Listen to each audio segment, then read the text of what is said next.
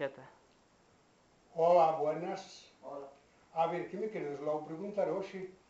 Pois queríamos que nos contaras unha anécdota, un conto de que che contaron ou que che pasara a ti cando eras novo. Bueno, eu sei, os meus non os vou contar, os que son así malos, pero de algúns sí, que teño oído. Unha vez, iban dous mozos de por aquí, pas mozas para o viveiro. E mira, para o viveiro, daqui ao viveiro, hai que andar 3 horas de camiño, polo monte. E chegaron ao viveiro pola tarde, que había feira, e viron dúas rapazas xuntas.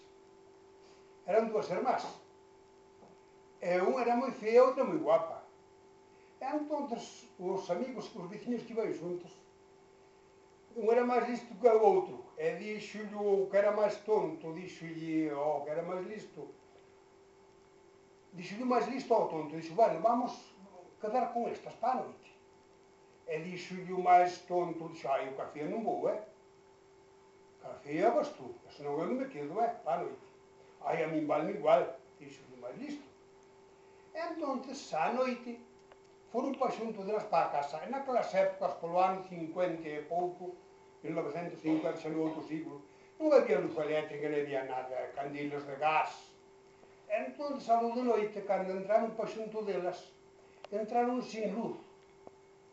E elas estaban solas, as dúas na cociña. Entón, unha quedou na cociña e outra saleu para o patio, para a porta. E claro, o que era máis tonto foi para xunto da guapa, que lle dixo o outro, vai, aí se é guapa, vai para xunto dela.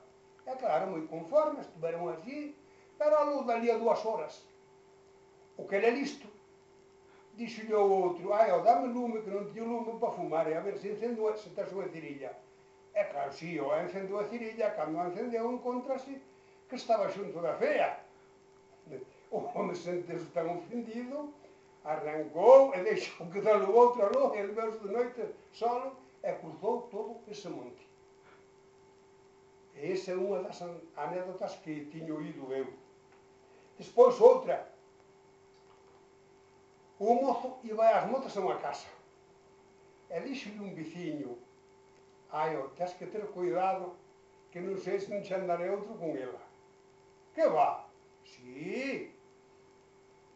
Pero entonces o home desconfiou e entón empezou a controlala. E un día fui para xunto dela, un domingo, e ela dixo, bueno, vaite, que eu non te pode atender máis agora, que teño que fazer outras cousas na casa. Entón, pero, si, vaite. Entón, ele marchou, de xunto da rapaza. Ai, pero, escondeuse. E logo vir outro rapaz, entrou para xunto dela.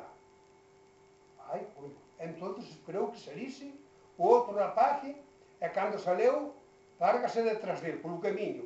E anda, e meteuse para a casa dele. Quen era? Un irmão dele. Un irmão do que tiña a moza, era o que iba para a cabula despois. Bueno, queredes algo máis, ou? Non. Non, ben Con xa. este chego. Bueno, pois hasta outra vez, cando queredes, hai máis. Bueno, gracias. Alá.